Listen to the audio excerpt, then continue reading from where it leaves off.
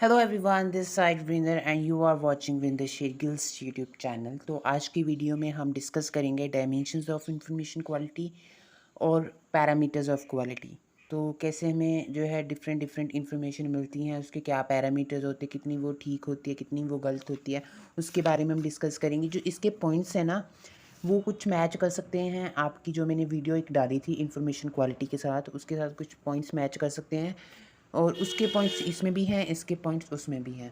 तो content almost same ही है, तो हम डिस्कस करेंगे। ठीक है।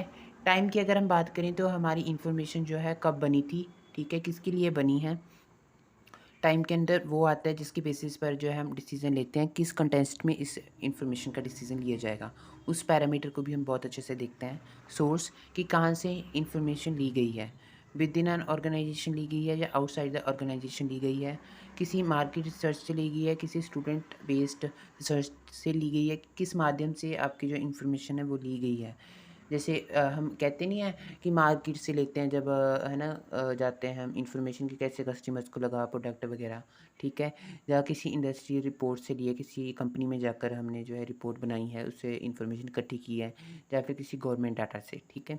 फॉर्मेट की अगर हम बात कर लेते हैं तो उस इन्फॉर्मेशन का फॉर्मेट कैसा है, वो स्ट्रक्चर है या अनस्ट्रक्चर है।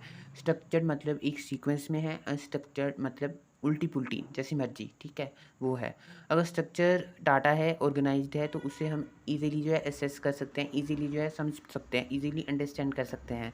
अगर हमारे पास अनस्ट्रक्चर्ड डाटा है तो उसको थोड़ा सा जो है डिफ़िकल्टी आएगी समझने में।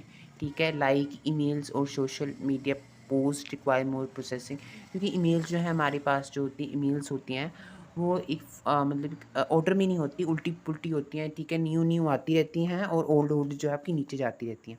तो उससे जो अगर हम प्रोसेस करने लग जाए इन्फॉर्मेशन, तो वो थोड़ा सा डिफ़िकल्ट टास्क है। लेवल्स की अगर हम बात कर लेते हैं तो इन्फॉर्मेशन को जो है किसी भी लेवल पर जो है डिवाइड किया जा सकता है, उसे यूज़ किया जा सकता है किसी भी लेवल पर, चाहे वो जो है लोअर लेवल पर यूज़ हो रही हो, अपर लेवल पर यूज़ हो रही हो, या मिडिल लेवल पर यूज़ हो रही हो। इसमें ऑपरेशनल डाटा जो है उससे उसमें भी यूज़ की जा सकती है, डे टू डे एक्टिविटी जो हो रही है। टैक्टिकल डाटा जो है शॉर्ट टर्म के लिए जो हम प्लानिंग करते हैं उसमें भी यूज़ हो सकती है। स्ट्रैटेजिक डाटा जो हम लॉन्ग टर्म के लिए डाटा प्लान करते हैं उसमें भी यूज़ हो सकती है। अगर हम बात करते हैं स्कोप की, तो इन्फॉर्मेशन कैन बी नैरो और ब्रॉड। इन्फॉर्मेशन छोटी भी हो सकती है, उसका स्कोप जो है बड़ा भी हो सकता है।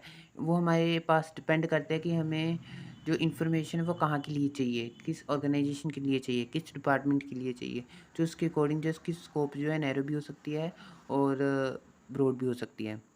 ग्रेजुलरिटी इसका मतलब है, ग्रेजुलरिटी का मतलब है इन्फॉर्मेशन कैन बी डिटेल और summarise depending on the level of detail required for decision making. Information जो है डिटेल्ड भी हो सकती है। ठीक है। या उसको समराइज भी किया हो जा सकता है, मतलब किया होगा या समराइज्ड होगी आपकी इन्फॉर्मेशन, या आपकी इन्फॉर्मेशन जो है डिटेल्ड होएगी। तो वो डिपेंड करती है कि किस बंदे को किस लेवल पर इन्फॉर्मेशन चाहिए और उसने उस इन्फॉर्मेशन के अकॉर्डिंग जो अपना डिसीजन जो है बनाना है। ठीक है।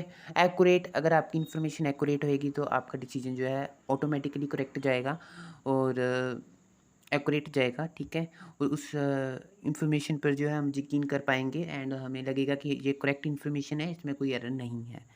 रेलेवेंस होनी चाहिए आपकी जो इन्फॉर्मेशन वो रेलिवेंट होनी चाहिए, यूज़र को जैसे उसको चाहिए वैसे ही उसको मिलनी चाहिए। अगर आपकी इन्फॉर्मेशन करेक्ट नहीं है तो जो डिसीज़न लेना होगा मैनेजर को या किसी भी लेवल पे मैनेजमेंट को, वो लिया नहीं जाएगा। ठीक है। उनको प्रॉब्लम्स आएंगी।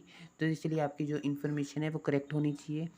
ठीक है। एक्यूरेट होनी चाहिए। एसेसिबल, आपकी इन्फॉर्मेशन जो है एसेसिबल होनी चाहिए, उसमें कोई गड़बड़ी नहीं होनी चाहिए। अगर गड़बड़ी होगी तो उस इन्फॉर्मेशन का कोई मतलब नहीं बनता। ठीक है।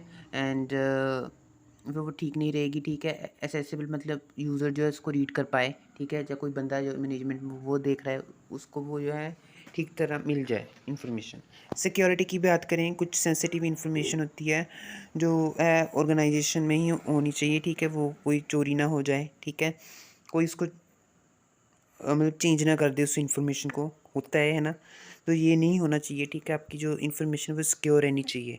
कॉस्ट की अगर हम बात करते हैं तो obtaining and managing information can incurs cost.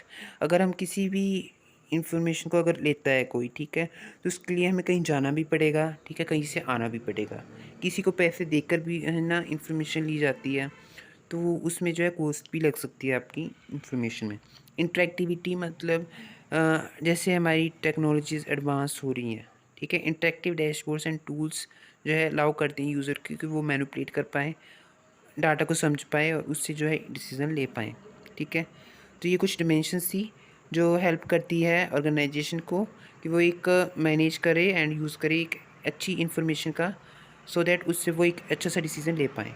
If you have any doubt comment करके पूछ लेना, नोट्स आपको डिस्क्रिप्शन में मिल जाएंगे, ठीक है। तो अब हम मिलते हैं आपको नेक्स्ट वीडियो के साथ बहुत जल्दी एक न्यू टॉपिक के साथ। इस टॉपिक को जो है डायमेंशंस ऑफ इंफॉर्मेशन क्वालिटी भी कहते हैं, पैरामीटर्स ऑफ क्वालिटी भी कहते हैं, ठीक है।